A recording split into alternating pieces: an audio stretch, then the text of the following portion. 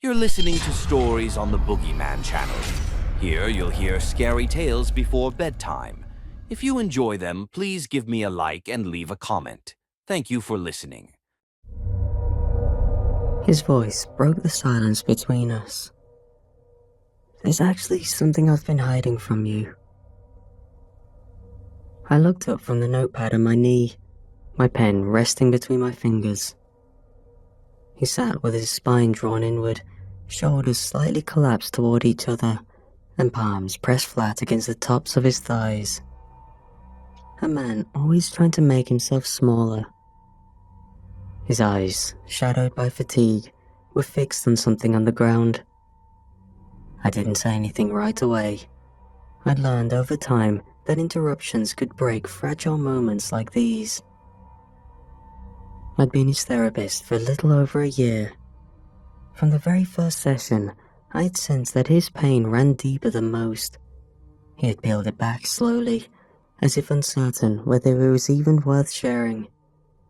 In that time, I'd come to know him as someone who had endured a kind of persistent misfortune that no rational explanation could account for. The world, it seemed, had made a project out of breaking him. I leaned back slightly in my chair, careful not to make the movement abrupt. The window beside us caught a thin wash of afternoon light spilling across the rug between us. I folded my hands and asked, keeping my voice low, "What is it that you've been holding back?" He shifted in his seat, fingers tapping against his knee. Whatever it was hard for him to say. But something had changed. There was a weight to the moment, a tension in the room that hadn't been there before. "I've been able to see him for a long time," he said, "but I didn't tell you because I thought you'd think it meant I was really losing it. I didn't want you to think I was crazy." There was a brief pause. Then, "His name is Mr. Grin. Oh, well, that's what I call him." I stayed quiet and nodded slowly to encourage him. There had been no mention of him before, no allusions to a stalker or a delusion this specific. I was certain of it. There was a different presence in the room now, one shaped by the tension in his voice and the stillness in his eyes. And I remember thinking, as he kept his gaze averted and began to speak again, that whatever this was, whatever Mr. Grin meant to him, it had been festering for decades. "It started the night my mother died," he said. "I was sitting in the waiting area with my father." He took a shallow breath and kept his gaze down. There were 2 vending machines in the hallway and a payphone across from them. My father and I were just waiting for them to tell us. I already knew, though. She'd been out of it for days. He paused for a moment and scratched at the skin on his forearm through the fabric of his jacket. When the nurse came out and said it, I dunno. I guess I didn't cry. I just sort of sat there. She gave me this little squeeze on the shoulder and walked away. My father told me to stay still while he finished something up, and that everything is going to be okay. I remember going outside. I couldn't breathe inside anymore. I went out the side entrance. There was a metal bench near the ambulance bay. That's when I saw him.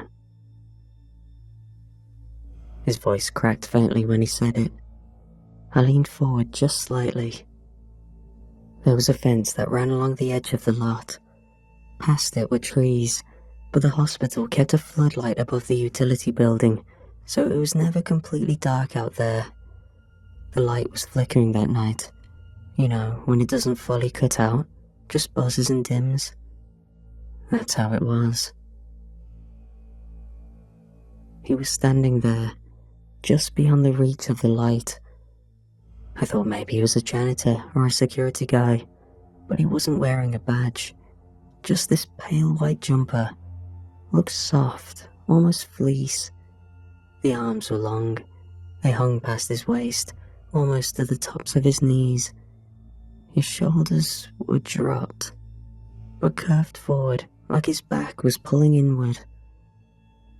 I couldn't see much of his face at first. The light was behind him, but there was this grin, I guess. The corners of his mouth stretched nearly to the side of his cheeks. His skin had these lines carved in deep, like he'd been smiling for years, and his face had just given up trying to do anything else. He lifted his hand briefly and touched the corner of his own mouth, drawing an invisible shape in the form of a smile. Then his hand fell back into his lap. I looked away for a second. I think I was wiping my eyes, or maybe just trying to shake it off. But when I looked back, he was gone. I hadn't slept. My mum had just died. I didn't even mention it to the nurses or anyone. I just went back inside to my father and left. He raised his head slowly and met my eyes for the first time since he started talking. A strange man, right? That's all. But then I saw him again. The next time it happened was after my father passed, but the time after that would come around a decade later, he said, his voice now steadier. It was a few months after I'd started college. I'd worked my butt off to get in, had no backup plan. Then, out of nowhere, I got this notice from the administration office saying my financial aid had been revoked. There was a discrepancy in some paperwork. They said it was a clerical error. I remember thinking, no one makes that kind of mistake, at least not by accident. He scratched the inside of his wrist again and blinked, but he wasn't really with me in the office anymore. That night, I couldn't sleep.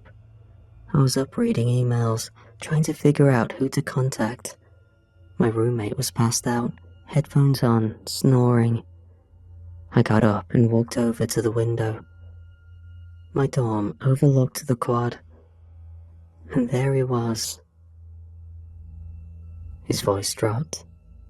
Standing right in the middle of it, in the dark, arms at his sides, just the same as he had looked all those years ago, almost glowing in the moonlight. I didn't know what to think at the time. I hadn't seen him since I was a kid. I thought he was just something like a kid's delusion. He didn't move, he said. Didn't do much of anything. Just watched. I closed the blinds and sat back in my bed, told myself I was just tired, like I always did. His throat bobbed slightly as he swallowed. His eyes were glassy now, though no tears came. It kept happening. Every time something fell apart, when my roommate stole from me, cleaned me out and vanished overnight, I came home and found him standing at the end of the hallway outside my dorm room. He was closer then. I could see more of him. His hands moved to his temples, pressing gently. He's been there through everything. When I got fired from my first real job, when my girlfriend left me, when I couldn't pay rent anymore and had to sleep in my car for 2 weeks. Always watching as these things were happening. I hadn't even noticed he'd been getting closer each time. I opened my mouth to finally speak, but he beat me to it. I don't know how long I can keep talking. I have to say this before I lose my nerve. If I think too much about it, I won't finish. I'll back out, and then it'll keep eating at me. He leaned back in the chair and stared toward the floor for several seconds, then reached slowly into the front pocket of his coat. He pulled out his phone with a slow, hesitant motion. His fingers trembled faintly as he unlocked it and tapped through the screen. "Here," he said. "I filmed him last night. For you." He turned the screen toward me and pressed play. The footage began with the camera pointed toward the carpet. The audio picked up his shallow breathing, occasional rustling, and the faint sound of floorboards creaking underfoot. It was dark, but the glow from the digital clock provided a faint illumination. The video shifted as he raised the phone. It panned up and centered on a doorway, with the edges of the frame slightly out of focus. He said nothing while it played, just watched me and my reaction. When the video ended, I glanced back at him. He leaned forward and whispered, "That's where he stands, every night. He doesn't show up in video, but I see him. I swear to you, I see him." He had a kind of pleading beneath the exhaustion of his expression. He wasn't trying to convince me. He wasn't even looking for validation. Have you ever considered that Mr. Grin might be a kind of projection? A figure shaped by everything you've been through, your grief, your isolation, maybe something your mind created to contain the pain. His jaw tightened. It wasn't an angry reaction, but something deeper. His fingers clenched the edge of his chair. He looked down and gave a small, sharp shake of his head. "I've taken pills," he said. "Risperidone, haloperidol, quetiapine, for years, off and on. I've seen neurologists, psychiatrists. I even stayed in a clinic upstate for a month. Nothing touches him. He stays." His voice had gone thin, with a breathless quality, as if the words were trying to outrun something behind them. I thought about suggesting another specialist, someone who could reevaluate his medication regimen. But before I could speak, his voice broke through again, lower now, uncertain. "Would you come over tonight?" he asked. "Just for a bit, please." The words sounded awkward coming from him, as if he'd rehearsed them and was still unsure whether he should be saying them out loud. He rubbed the side of his neck, eyes fixed on the carpet. "I haven't had anyone stay over in years," he continued.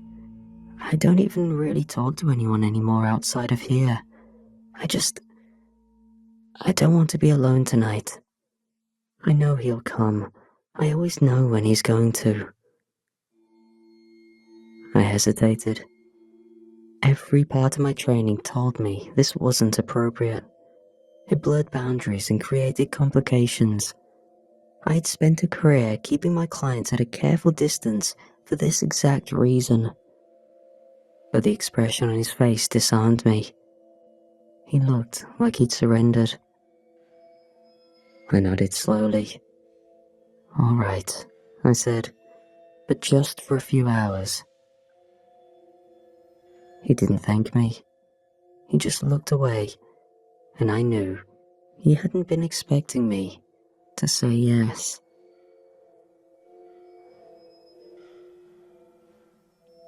His building sat wedged between a shuttered laundromat and a currency exchange that had lost half the letters on its sign. The sun had started to sink behind the skyline, casting long, reddish streaks across the narrow sidewalk. I buzzed his unit, and the door clicked open before I could step back. "Oh, come in," he said, stepping aside. The space was small. The smell of dust and paper filled the air. The blinds were halfway drawn, casting broken shadows across a threadbare rug and a sagging love seat. There were stacks of books on the floor. He gestured to the kitchen table, and we sat. He had already brewed tea, though I could tell from the way he moved that he didn't usually make it for more than one. We sat quietly at first, sipping from mismatched mugs. After some small talk, Something about the vulnerability of this situation made me talk about my own problems. I moved into a new place a few months ago, I said. After the divorce, it's quiet, which I thought I'd want. But now it's there all the time. I don't know. Meals feel wrong. I still find myself reaching for her side of the bed in the morning. He looked up, surprised. I never thought about you having stuff going on, he said. I guess I always pictured you going home and just, I don't know, being fine. We both laughed. He leaned forward a little. You know, I feel guilty sometimes. I sit here and pour all this out on you. I don't think I've ever asked how you're doing. You're not supposed to, I said, and took another sip of tea. We sat in silence, but it was no longer uncomfortable. We finished our tea just after the sky turned dark. The orange streaks along the window blinds faded into a dull stale blue, then vanished completely. He got up and moved toward the bedroom, gesturing for me to follow. The bedroom was sparse, a low mattress pressed into the far corner, one nightstand beside it, scratched along the edges, and a paring knife.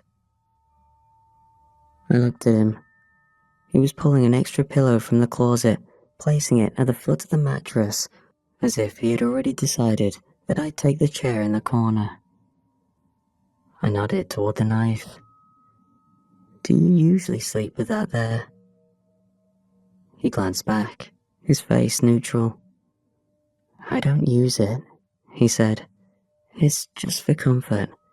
If something ever happens, if he ever does anything, it helps me sleep knowing it's there. He wasn't defensive, but his tone didn't invite further questions either. I stared at it a moment longer, then sat down in the chair. People kept all sorts of things near their beds. Flashlights, rosaries, baseball bats. Everyone had their own form of insurance. Still, a small ripple of unease moved through my chest. He dimmed the lamp and sat on the edge of the bed. The room felt quiet, apart from the faint sound of traffic beyond the window. It had been nearly 15 minutes of silence when he spoke again. He's close, he whispered. I can feel him. He was staring at the far wall. His shoulders had begun to curl inward. His hands gripped the edge of the mattress. I wasn't even really sure what to say to him after this so-called Mr. Grin doesn't appear. I was sure he wouldn't, of course. My thoughts always go fast when he's near. They don't make sense. It's like I'm drowning in them, and they're pulling me lower and lower. He was describing depression kicking in. A heaviness settled across my shoulders, followed by a pressure in my chest. It felt like humidity, but without warmth. Goosebumps rose across my arms. I rubbed the back of my neck, trying to shake it off, but the feeling only deepened. I don't know when exactly he appeared. One moment, the corner of the room was empty, and the next, the space had changed. There was no footstep or any other indication of movement. There was only a distortion, something off in the shape of the room itself. Not physically, but optically, as though the light around that spot had lost direction. Then, he stepped forward.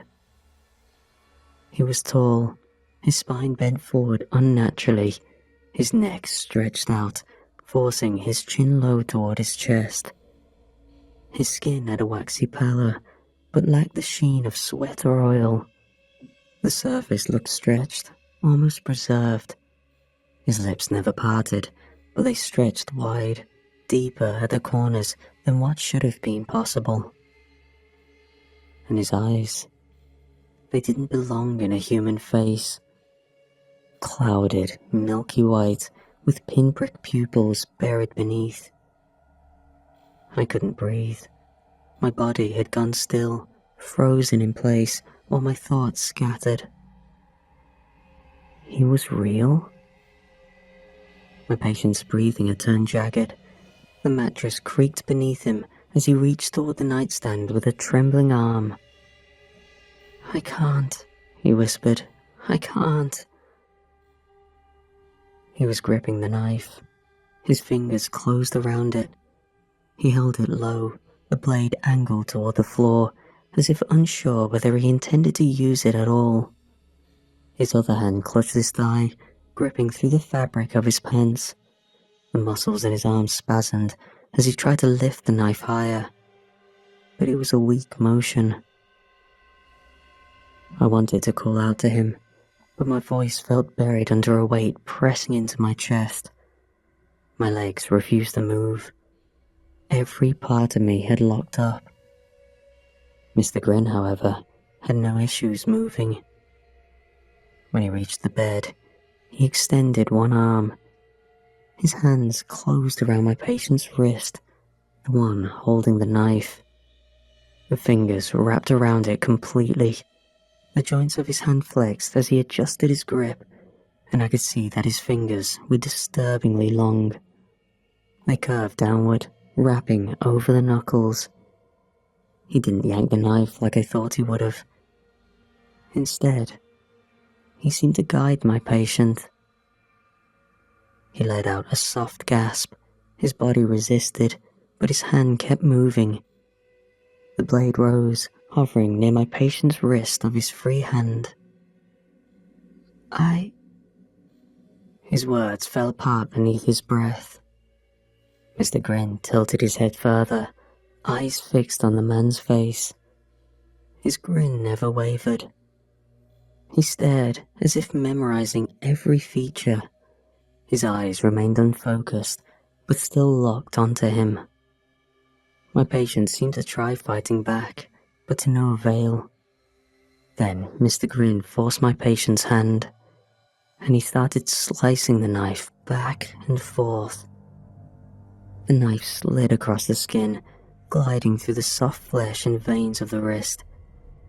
The motion was smooth, almost tender. His body jerked as a wet gasp slipped out of his mouth. My arms felt numb, but I still couldn't move from the chair. Blood poured from the wound in waves. The patient's chest heaved once, then twice, and his eyes rolled upward. He made a sound, desperately wet. The handle of the knife trembled in his hand. Mr. Grin remained still. His hand lingered on the patient's wrist for a moment longer, then slipped away. He stepped back into the corner from where he had come from. Then he was gone. The space he occupied simply ceased to contain him. One moment he was there, and the next, there was only the wall. I rose from the chair with a violent jolt that knocked it backward. My knees buckled for a moment, and I stumbled toward the bed. My patient was slumped forward, chin lowered. The floor beneath him had turned dark red and glossy. I dropped to my knees beside him and reached for the knife. His fingers were still wrapped around the handle. Blood dripped from his eviscerated wrist onto the floor in thick rivulets. "Hold on," I said, my voice cracked. "Stay with me, please." I thought about pressing my hand into the wound to try stem the bleeding, but I heard the sirens going off in my head. My thoughts raced forward, faster than my breath. The room closed in around me. I thought of the knife. They would never believe I wasn't there. I stood up, backing toward the door. The floor creaked under my feet as I reached for the handle. Using the sleeves of my clothing to open it as to not leave any prints. I looked back at him once more. His body had gone still. His mouth hung slightly open. The knife remained in his hand. Then I turned and ran.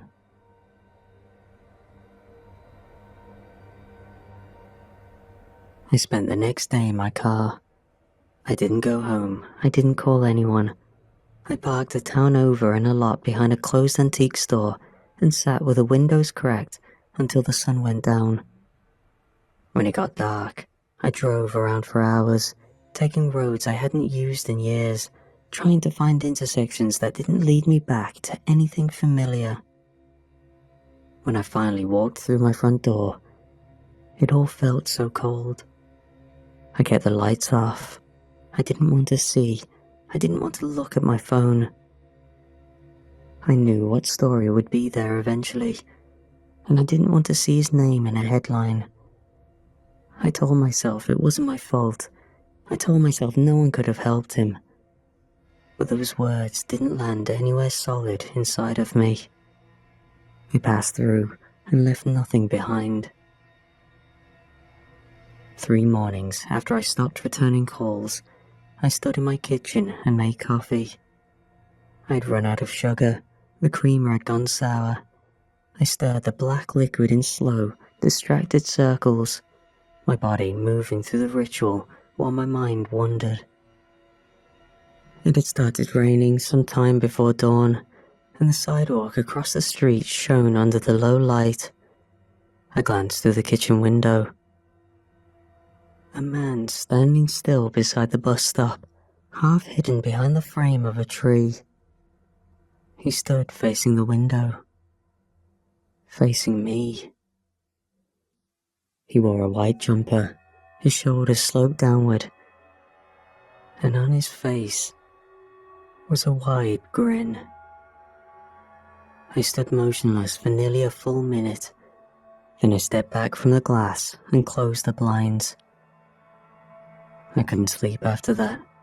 I stayed awake with every light in the house on. I sat in bed with my laptop open, searching for something, anything that could explain what was happening. I found myself in obscure forums, threads filled with phrases like psychic contamination and shared trauma apparitions. One post mentioned a woman who claimed her husband's hallucinations had followed her after he died. I reached out to psychics, paid a woman $200 to burn herbs in my living room. She said my home had thinned energies and left a pouch of salt under the window. Nothing changed. I visited a priest, told him I was asking for a friend. He gave me a small silver crucifix and asked if I had repented. I thanked him and walked out. My assistant stopped calling after I missed the 4th appointment. I knew I wouldn't go back. I had no answers anymore. Nothing I could say to clients about hope or progress would hold any truth. The clinic eventually sent an email. I opened it and read the first few lines. My license would be placed under review. My caseload had been reassigned. I closed the laptop and placed it under the bed. I sat in the hallway that night and stared at the dark space near the bathroom door. I knew he was standing there. I could feel the air pulling. 2 plainclothes officers came the following morning. One younger, soft-spoken with a notepad in hand, and the other, eyes heavy from experience. I invited them in because I didn't know what else to do. We sat in the living room. I hadn't cleaned in days. The coffee table was cluttered with unopened mail and an empty glass with a film of dust collecting near the rim. One of them apologized for the visit before we even started. "We're just trying to get a sense of what you might know," the younger one said. "We know he didn't have many people in his life, but your name was one of the only ones that came up. We figured if anyone would know something, it'd be you." The words struck deeper than I expected. I nodded slowly, forcing my eyes to stay level. It was hard to get him to open up, I said, but he was working through a lot. Childhood trauma, long history of loss. He always carried it alone. He ended our most recent session telling me it'd be our last one. I was almost proud of him. I thought he'd finally made the progress he'd come here to make, but I was shocked when I heard the news. I lied. The officer wrote something down, then looked up. Yeah, it was clearly suicide, he added. Clean scene.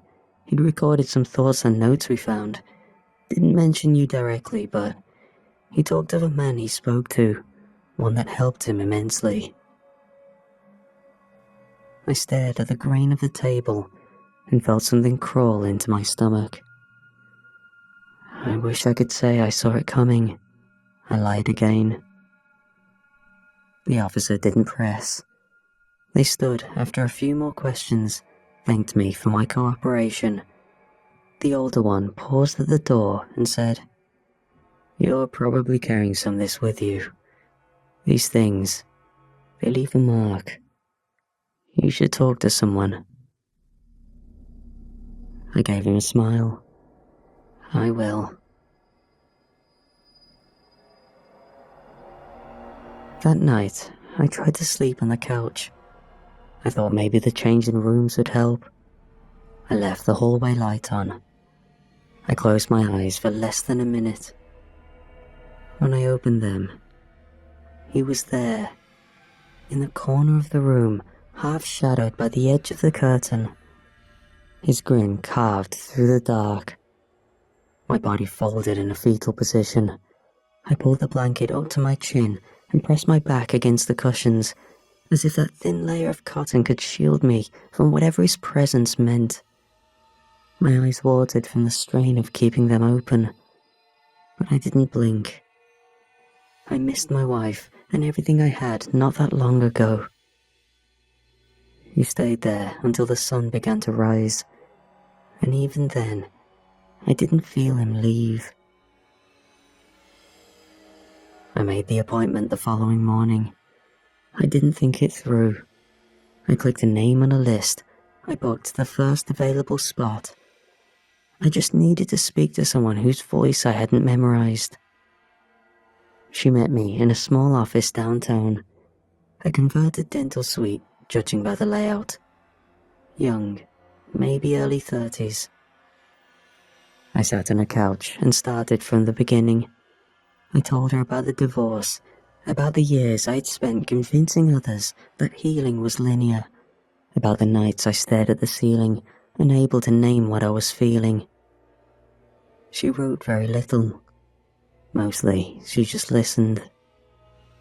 And when I could no longer find ways to avoid it, I looked her in the eyes and said, "There's actually something I've been hiding from you."